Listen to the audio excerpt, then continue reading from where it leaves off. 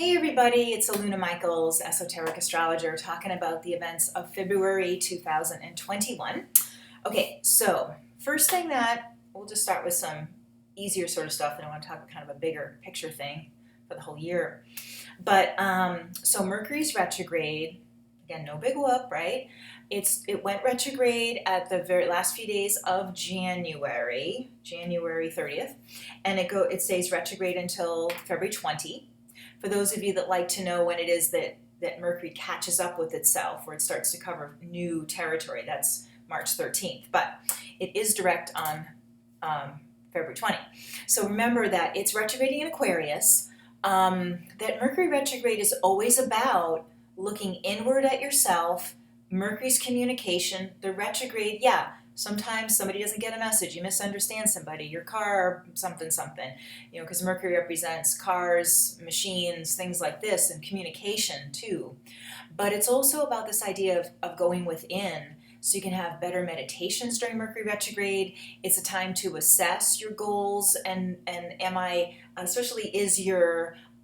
your actions matching up with what you want your life to be, So Mercury retrograde is a great time for gently looking within and saying, okay, what's going on and what do I need to address? Sorry, my nose is tickling me. I was dusting before this. So that's always the best thing about Mercury retrograde, and just kind of honoring that inner voice. And so meditation and all that is fantastic for that. It's harder for having big conversations with somebody unless you each have kind of a meditative consciousness and have looked within and kind of clear out your own stuff, then it's okay. But just in general, it's hard to go up to people and kind of come out of the blue with something because they're not maybe as equipped to find their, they can just be more reactive, this kind of thing. So better to wait. Big issues, that you're just bringing up for the first time after Mercury retrograde. But it's a great time to be writing about that and how are you going to approach something. That's perfect. Okay, so the Mercury retrograde. Venus going into Aquarius. Very cool. It's always nice when Venus enters a new sign. Happens about once a month. And because Jupiter's also in Aquarius right now, Jupiter is so big-hearted and generous, and Venus, like Jupiter we say is one of the higher octaves of Venus, so to have Venus, which is love and enjoyment and human connection, or just kind of doting on yourself next to Jupiter, that's really nice. It can be a month of kindness to yourself, kindness toward others, cutting people some slack.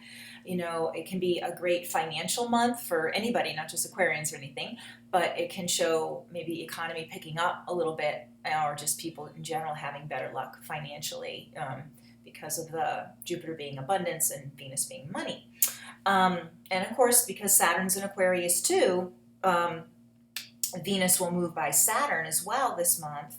And that pretty much is done by the first week of February. With the Saturn, and Saturn doesn't so much constrict, it can lead to commitment. So, and it can also be about gratitude in a funny way. I mean, Jupiter we think of as gratitude, of like, everything's great, but Saturn can also be like really seeing like the simple things we overlook and being grateful for that, and about being wise with your money or making bigger plans, longer term plans with the finances, as opposed to like, oh, I got money, I'm going to spend something. So Venus and Saturn are good for that too, and kind of assessing things, assessing people in your life, assessing, again, the finances, and Jupiter and Saturn with Venus working well to create long-term plans that have, pops of enjoyment in them, and not just, whatever, making yourself live in some sort of, restrained way that stifles your joy or something. So it's a nice combination there, and great for, again, relationships and healing in relationships.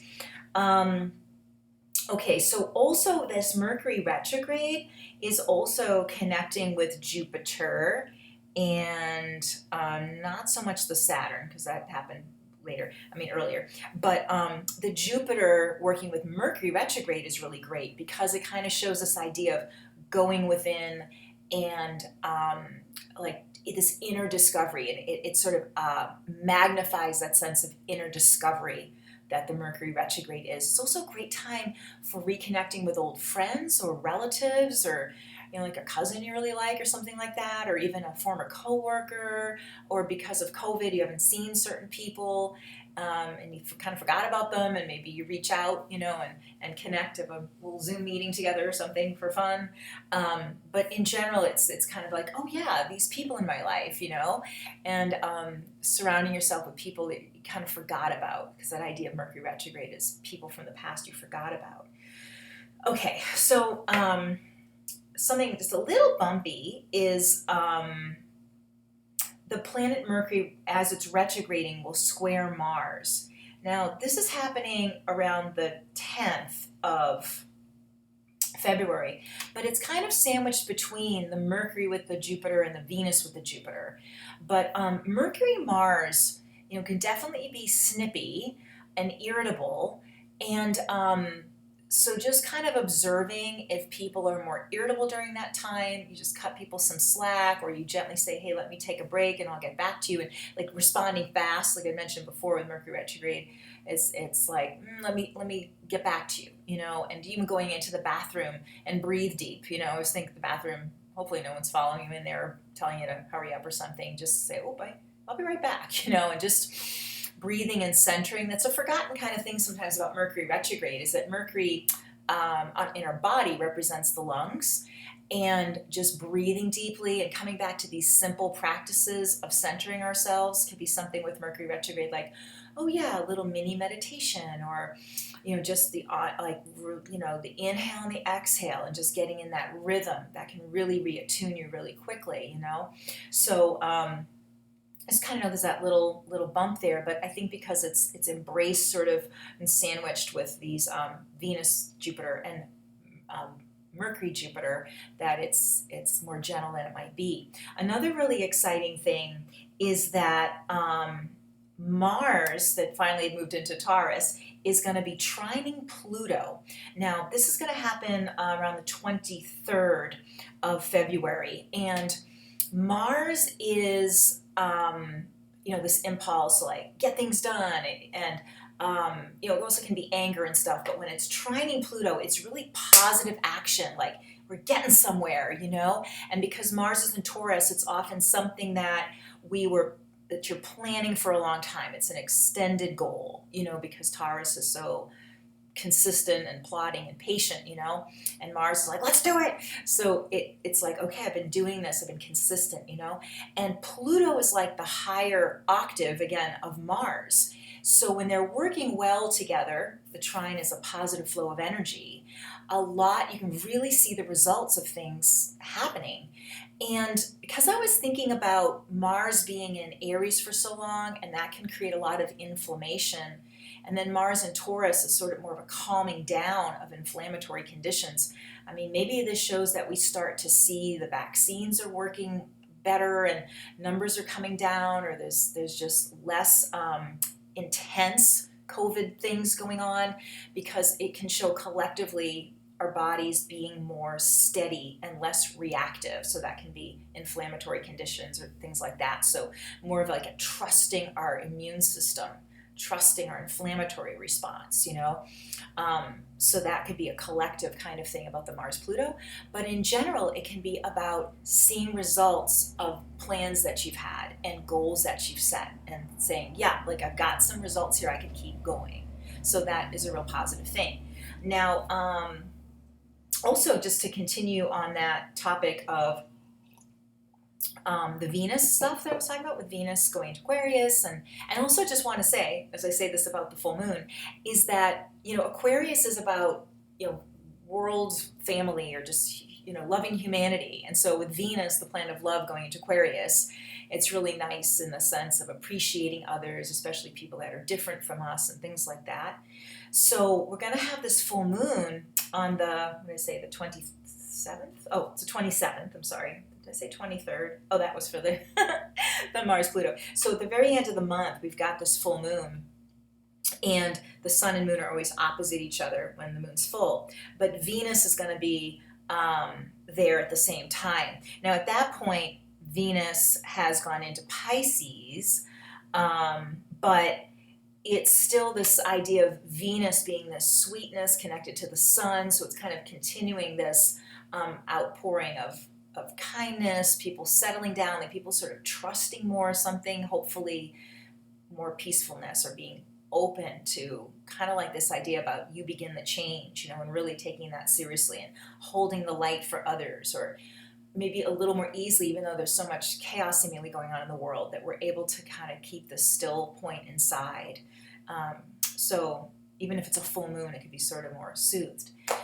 Now, I know some people get bored, I talk too much or something, or talk too long, but I do want to talk about Saturn-Uranus square, because you might be reading a lot about this. Now, when people talked about the Saturn-Jupiter, it was like, oh my God, it's the first time since, I don't know, the birth of Christ or something. It's like, well, Jupiter and Saturn conjunct every 20 years or so, because they don't have a huge orbit. So Saturn and Uranus, Saturn has a 30-year orbit, Uranus has an 84-year orbit, but the way they make challenging angles to each other, it's roughly 10 years or so, I think, if I'm doing the math right. So, and because planets retrograde and go direct, when they make these angles to each other, when they're longer term planets that are moving slower planets, they do it like 3 times, okay? So we're going to have the planet Saturn square Uranus. The first one is going to be February 17. And then we'll have another in June and one in December, which we'll cover later.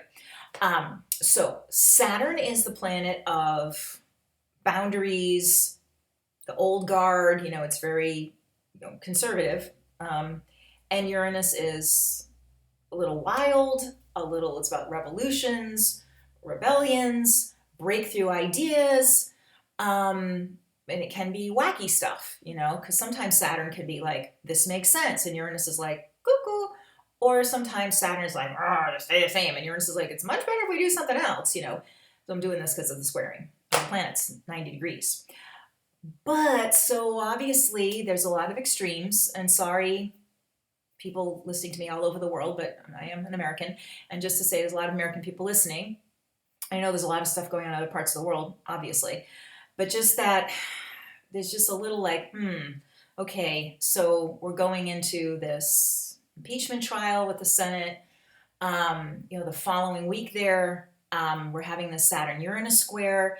The other thing that happens, and the moon moves really quickly, right? So the moon is going to be in Taurus with Uranus on the 17th, which is more emotional, because the Saturn-Uranus, we could say, it's just on the 17th, but it's kind of a feeling that sort of works all year, as it kind of doesn't really move that far away from itself, the square.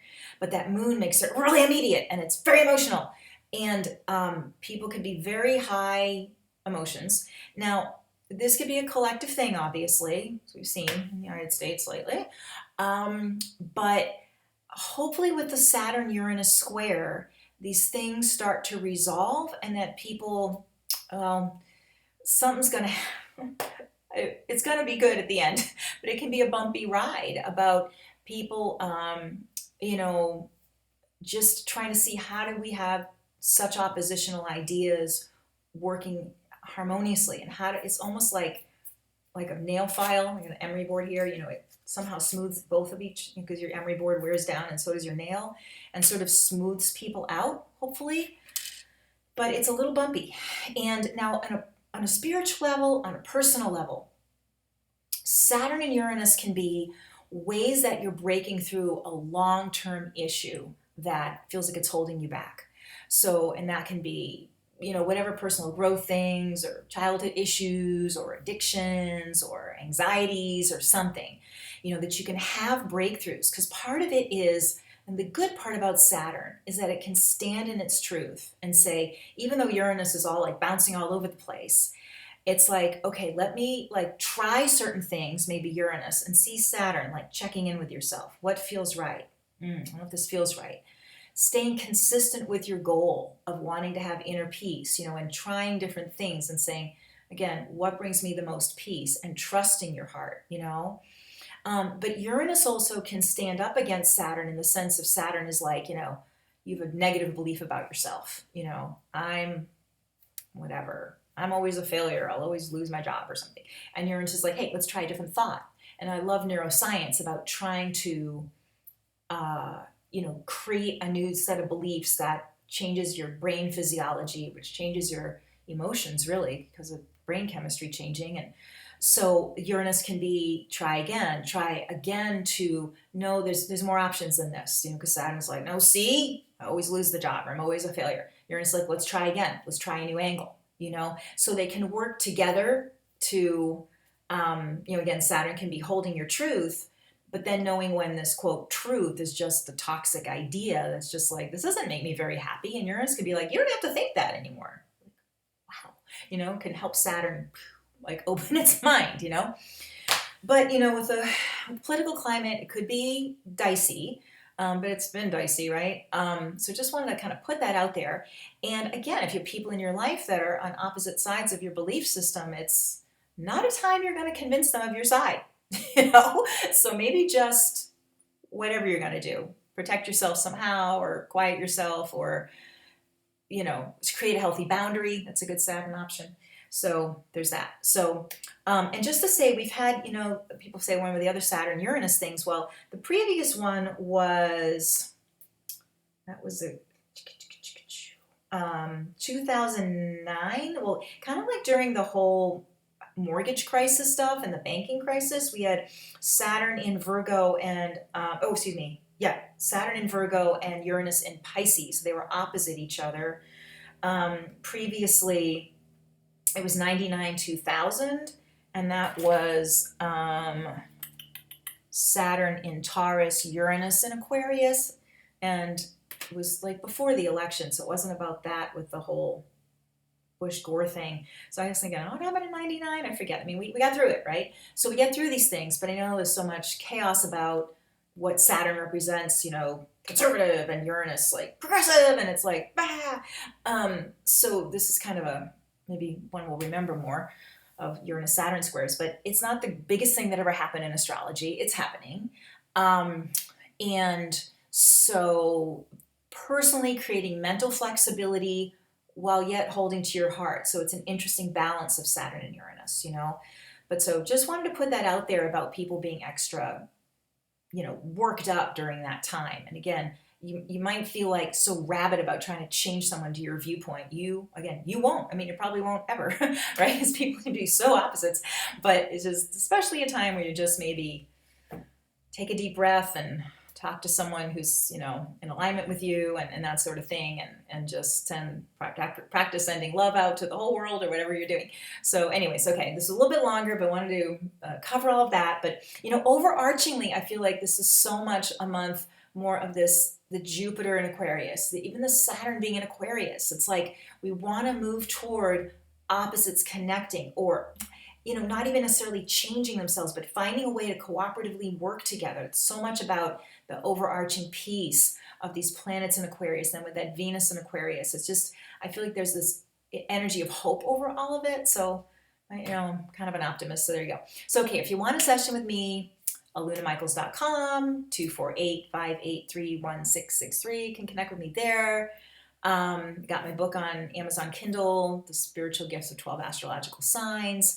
And thanks for listening if you're still hanging in there, because this was long. And bye for now.